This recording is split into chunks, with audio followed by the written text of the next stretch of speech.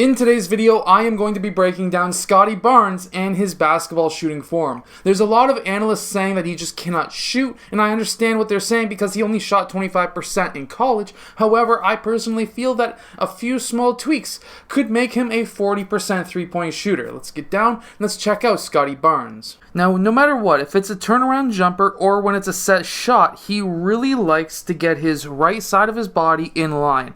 That's either going to be with a kick out or by stepping into having a left to right foot placement. And we can see this a lot in this year's Summer League so far. There are a few things, however, with his form, so let's get down and let's really check out his form. So whether it is a set shot or a dribble up or pass to catch shot, there's three things that I would personally change, and this is actually one of them. So one thing about shooting three-point shots, especially when you're looking at NBA range, is you really want to have your shoulders over your knees and over your toes. That's going to allow you to be balanced when you're shooting, and that can also help with consistency. You don't want to have your shoulders over your butt hitting the ground or hitting your heels.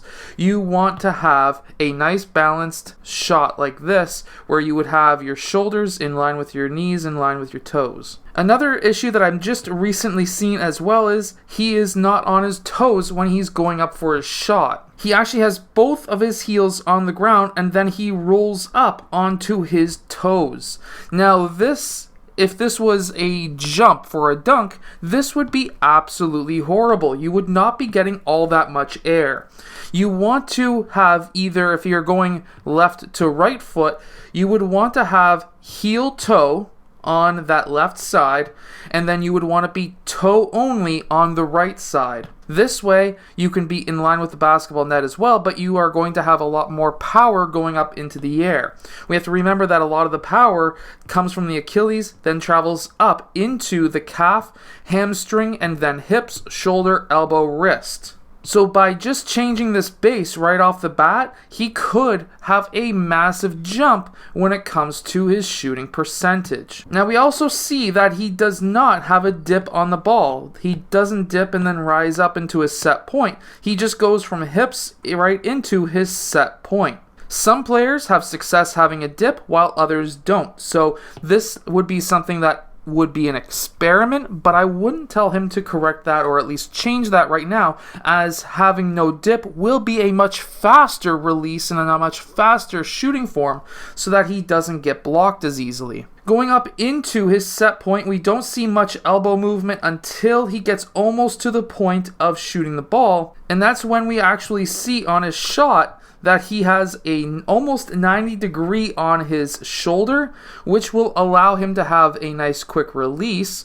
But having a 90-90-90 would be something like what Michael Jordan does. We see a 90 on the shoulder, a 45 on the elbow, and the wrist is almost pretty well straight along with the wrist. The wrist is pretty much straight along with the forearm. So because of that, this could make for a slower shot when it comes to the elbow, but a faster shot when it comes to the wrist. Now, from a lot of shots that I've seen, he doesn't have a ton of rotation on his shot.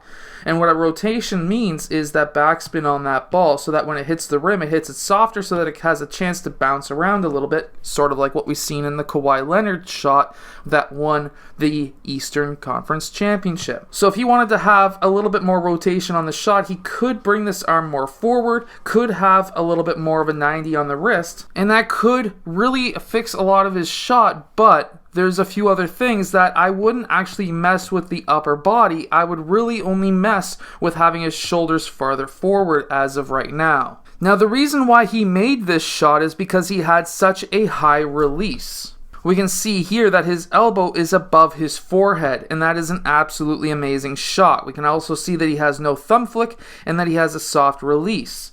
But something else that I want to say is this needs to be more consistent. That would be the second fix. So remember, having his shoulders over knees over toes, that's number one. Number two is going to be a more consistent high release.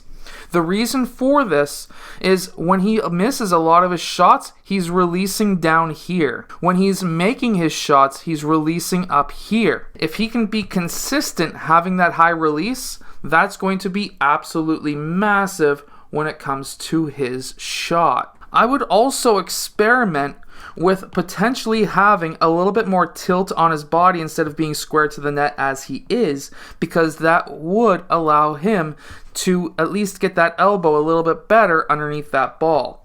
Having a tilt is sometimes preferred when shooting the ball because that can allow you to have that shooting triangle that I always mention when it comes to the ball being over top of either the shoulder or the elbow and making that shooting triangle. Now he shoots from the middle of his forehead. That's his release set point, I should say. However, if he was maybe a little bit more tilted, that can bring that ball farther arm. You generally want to have this ball over top of your upper arm. And to do that for most players is to create a little bit more tilt for the upper body. So there's a few things that the Toronto Raptors could do with his shot to make it into a much higher percentage shot. We have to remember that Kawhi Leonard, who is a very similar set in my opinion to Scottie Barnes, he only shot 25% in college. Now, what's going to come down to is not all players can be able to fit into that mold of Giannis or Kawhi. Can Scottie Barnes do it? It's going to come down to how much practice and how much work he wants to put into it, because I personally think with the physical gifts that he has, he could reach that point. I hope that you've enjoyed today's video. If you have, hit that like button, subscribe, go check out all of the equipment that I use down in the description below. I'll see you guys again next time.